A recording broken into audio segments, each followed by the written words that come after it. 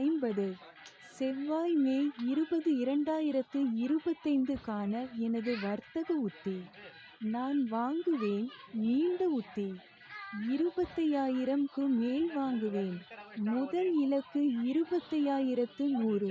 இரண்டாவது இலக்கு 25,390. இழப்பை நிறுத்து. 24,940. நான் விற்பேன். குறுகிய உத்தி. 24,900க்கு கீழே விற்கிறேன். முதல் இலக்கு 24,800. இரண்டாவது இலக்கு 24,700. மூன்றாவது இலக்கு 24,520. இழப்பை நிறுத்து. 24,950. மறுப்பு.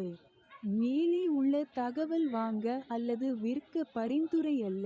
பங்குச் சந்தையில் எந்த நிலையையும் எடுப்பதற்கு முன் உங்கள் நிதி ஆலோசகரின் ஆலோசனையை பெறவும். சேனலை சப்ஸ்கிரைப் செய்யவும். வீடியோவை போல. நன்றி.